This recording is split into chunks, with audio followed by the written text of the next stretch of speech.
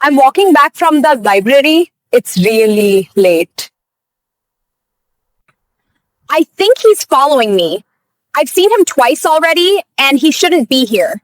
If something happens to me, please keep this video and give it to the police. He knows my schedule. This video was recorded less than 15 minutes before Unvika Rao disappeared. At the time, no one saw it. No one called police. The message was opened the next morning, after she failed to return home. By then, it was no longer a warning, it was a timestamp. Investigators would later determine that this video fixed the last confirmed moment Unvika was alive, identified the person she feared, and explained why she never made it home that night. Unvika Rao was 22 years old and enrolled in a graduate program at a large American university. She lived alone in a small off-campus apartment and supported herself through part-time tutoring. Her family in India paid for tuition, but Unvika covered rent, food, and daily expenses independently. She was careful with money. Bank records later showed regular budgeting, categorized spending, and detailed tracking of every outgoing transfer. Friends described her as disciplined, quiet, and deliberate. She avoided drama and rarely spoke about personal problems. Unvika's academic record was stable. She attended classes consistently, met deadlines, and had no history of disciplinary issues. Professors noted that she was not socially active but dependable. Her routine rarely changed.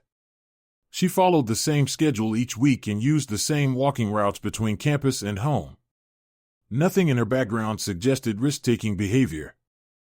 During her second year, Unvika attended a university networking event intended to connect students with alumni involved in early-stage startups. That is where she met Ishan Paranjape. Ishan was several years older and presented himself as an entrepreneur recovering from a failed business venture. He spoke openly about financial stress but framed it as temporary. He described himself as rebuilding and looking for stability. Their initial contact was professional. Over time, conversations extended beyond the event. They began meeting privately, usually off campus. The relationship did not follow a typical dating pattern. They did not appear together publicly and were not visible as a couple online. Ishan discouraged openness, telling Unvika he needed to resolve personal matters before involving others. She accepted this explanation. Within weeks, Ishan asked Unvika for money. He described it as short-term assistance tied to specific problems, such as delayed payments or unexpected expenses. He promised repayment and gave timelines. Unvika hesitated but agreed. Her financial records show the first transfers were modest. Each transfer was labeled and recorded. She saved messages and confirmations, treating the arrangement as structured and temporary. As the relationship continued, the amounts increased.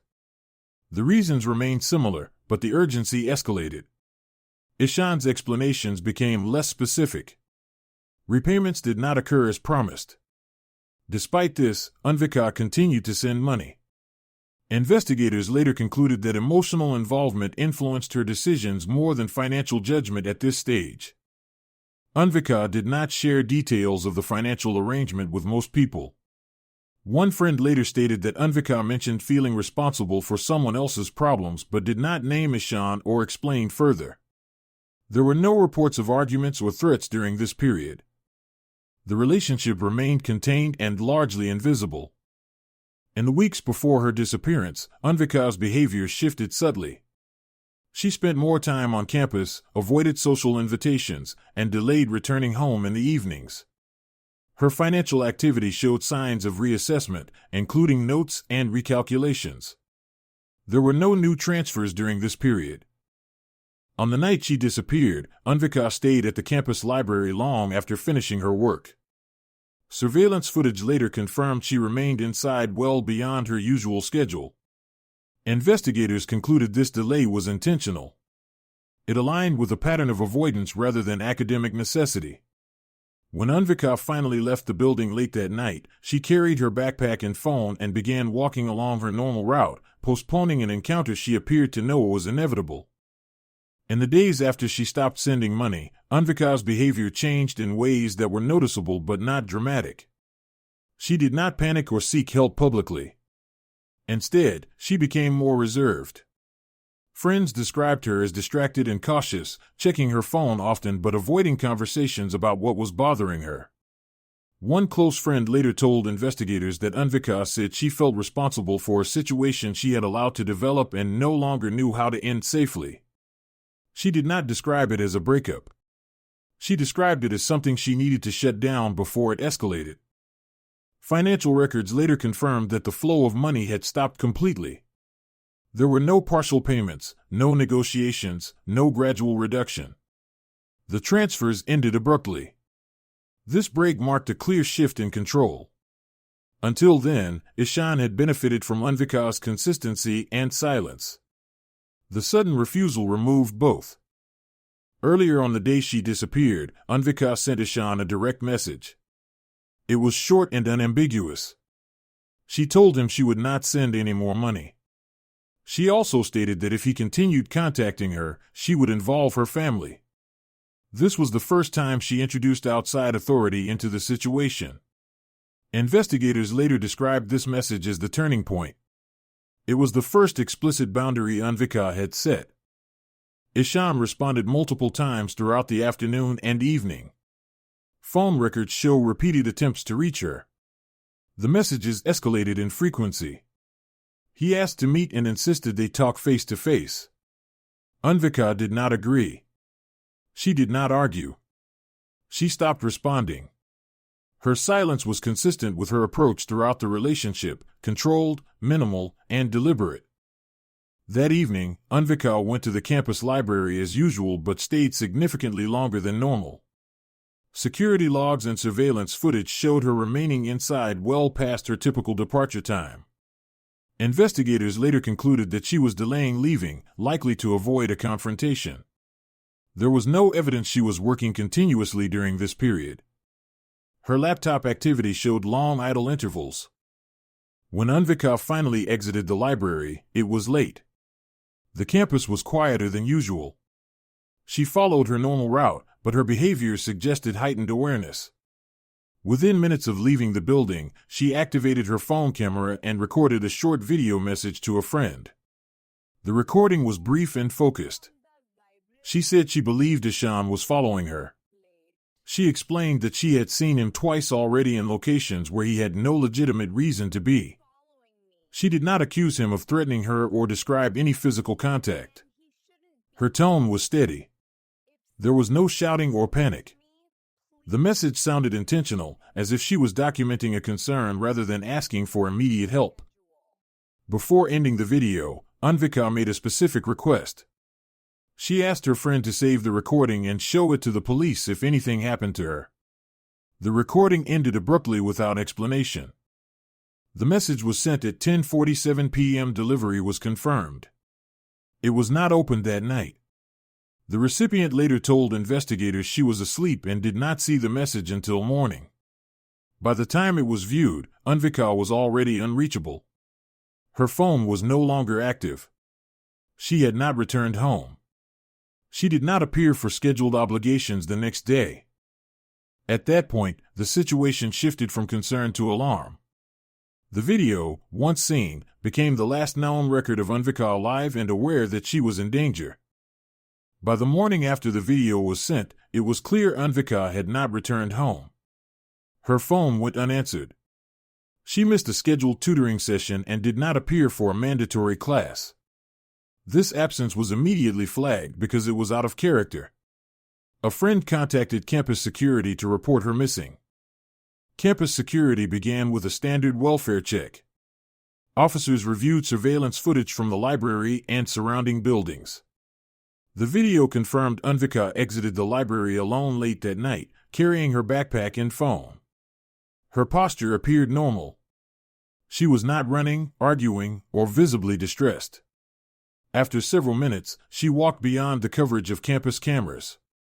That section of the route included a service corridor and connecting road with no active surveillance. At first, the case was logged as a missing student report.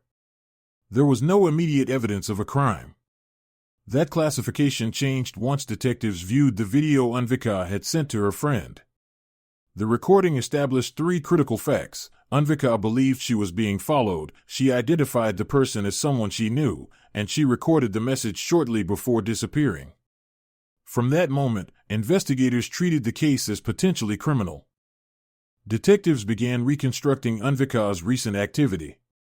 They reviewed phone logs, email records, and financial transactions.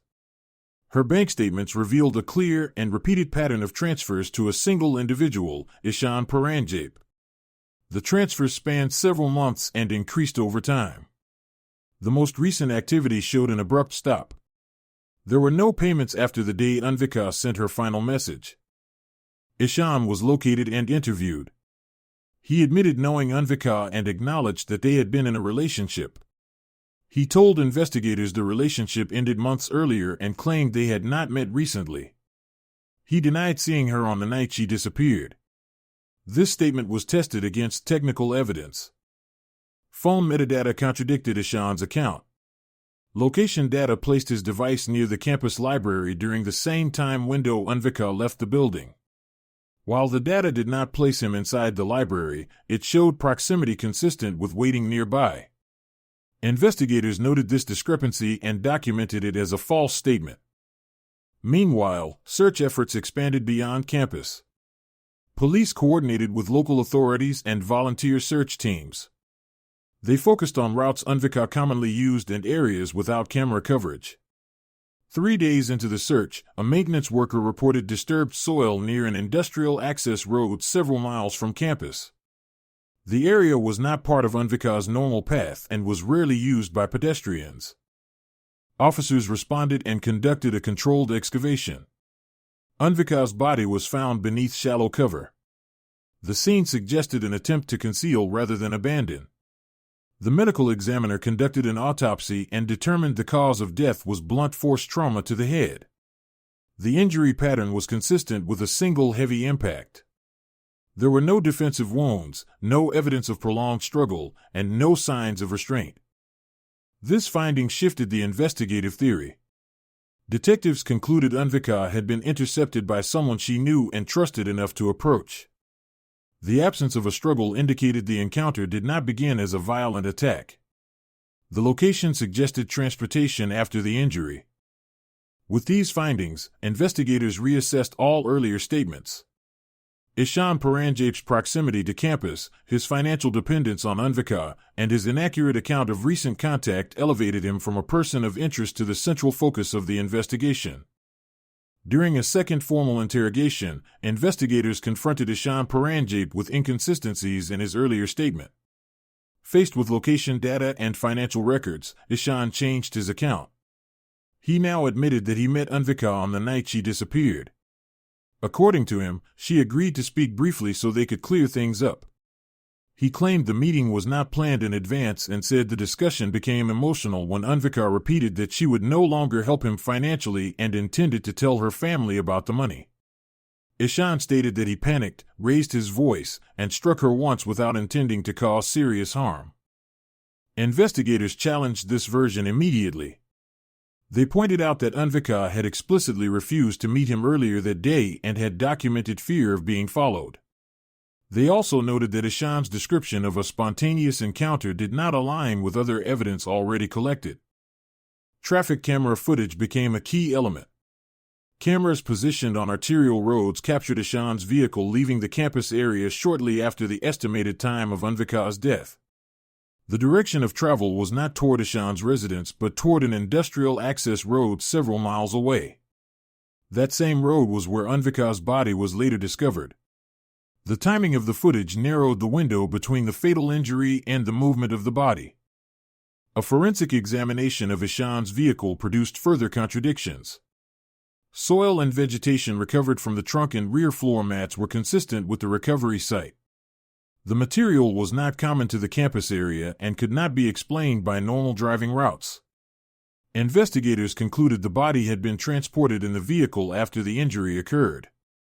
Phone data added another layer.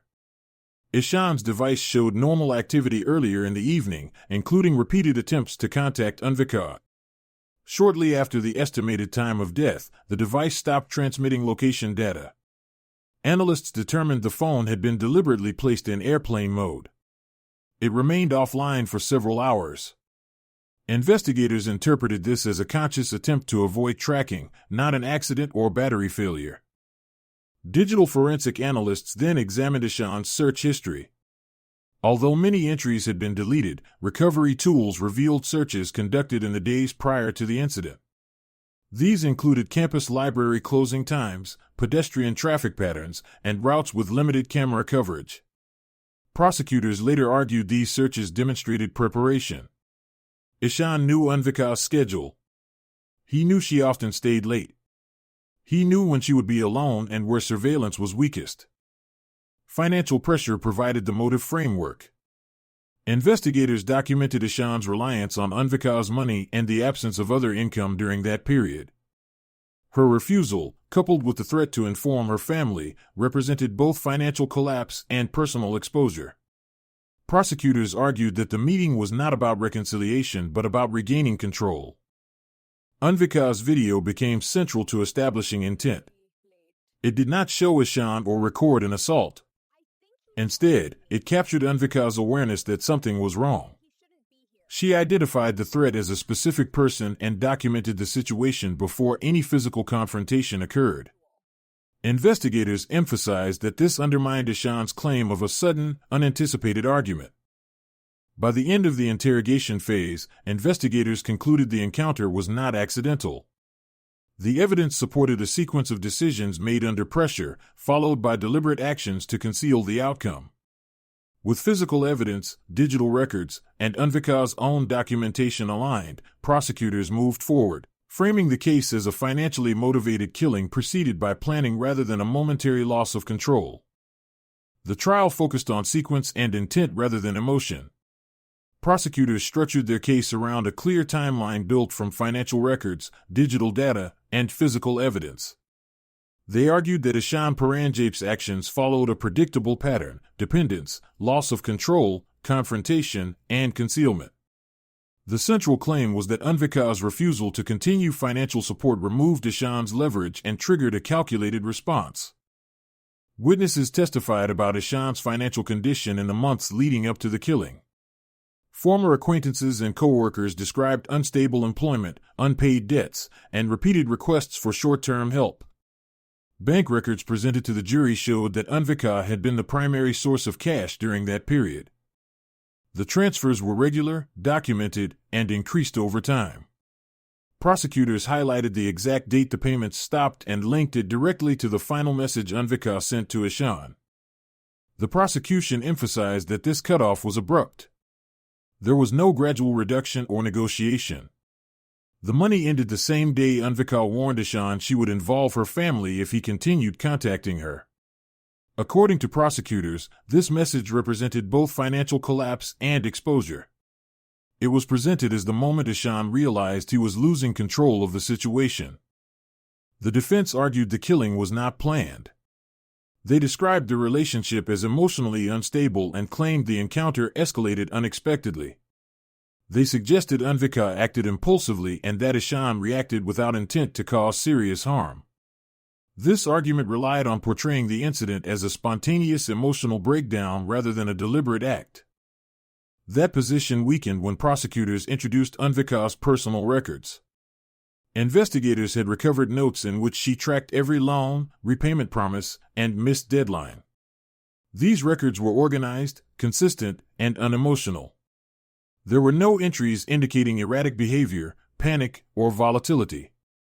Prosecutors used these notes to counter the defense narrative, arguing that Unvika was methodical and aware, not reckless. Digital evidence played a critical role. A forensic analyst testified that Ishan manually disabled tracking on his phone shortly after the estimated time of death. The action required multiple steps and could not occur accidentally. The phone remained offline for hours before reconnecting. Prosecutors argued this demonstrated awareness and intent to avoid detection.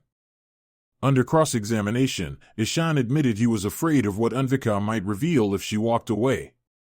He acknowledged that her family was unaware of the financial arrangement and that disclosure would damage his reputation and potentially expose fraud.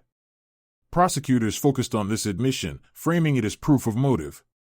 They argued the killing was not driven by anger alone, but by fear of losing power and facing consequences. The prosecution repeatedly returned to Unvika's video. While it did not capture the crime, it showed awareness and anticipation. Prosecutors argued that Unvika documented the threat before any physical confrontation, undermining the defense claim of a sudden, mutual escalation. After closing arguments, the jury deliberated for 2 days. They reviewed financial timelines, phone data, and forensic findings. When they returned to the courtroom, the verdict was delivered without hesitation. Ishan Paranjape was found guilty of second-degree murder. The sentencing hearing took place several weeks after the verdict. Ishan Paranjape was brought into court in custody. He did not address the judge and did not offer an apology or statement of responsibility. The court reviewed the findings established at trial and focused on the nature of the crime rather than emotional arguments raised by the defense. In announcing the sentence, the judge stated that the killing was not the result of a sudden argument or momentary loss of control. The court cited a sustained pattern of financial manipulation, the deliberate pursuit of a confrontation after Unvika had refused further contact, and multiple actions taken after the killing to avoid detection. These included disabling phone tracking, transporting the body, and attempting concealment. The judge ruled that these actions demonstrated awareness of wrongdoing and eliminated any claim of an accidental death. Ishan Paranjape was sentenced to life in state prison. Under state law, he will not be eligible for parole until he has served at least 25 years of that sentence. The court emphasized that parole eligibility does not guarantee release and that any future consideration would depend on a separate review process decades later. The sentence was imposed without reductions or alternative terms. Unvika Raut's family attended the sentencing remotely. They did not speak in court. Through their attorney, they submitted a short written statement requesting privacy and asking that Unvika be remembered for her character, discipline, and commitment to her education. No members of the family made public comments following the hearing. After sentencing, the defense filed routine post-conviction motions. These were reviewed and denied. The conviction and sentence remained in place. With the conclusion of the appeal window, the case was formally closed by the district attorney's office. The university where Unvika studied acknowledged the end of the legal process quietly. A private memorial was held for students and faculty who had known her personally. There was no public ceremony and no media presence. Classes continued as scheduled. Campus operations were unchanged. Students continued to use the same library and walk the same routes Unvika had taken, largely unaware of how close the crime had occurred to everyday routines. In internal case summaries, investigators described Unvika's final video as controlled and deliberate. The recording was preserved as evidence and was never released publicly. Law enforcement officials stated that the video was significant because it documented awareness of risk before the crime occurred. It established timing and intent, not emotion. The final investigative assessment concluded that the killing was driven by loss of control rather than spontaneous rage. Financial dependence, fear of exposure, and the collapse of leverage were identified as the primary factors. The encounter did not begin as a physical attack but escalated once Ishan realized he could no longer influence Unvika through money or secrecy. Unvika Raut did not survive the decision to confront that reality. She did, however, leave a record that fixed the timeline and removed ambiguity. The court reached a clear conclusion, imposed a defined sentence, and closed the case without unresolved questions.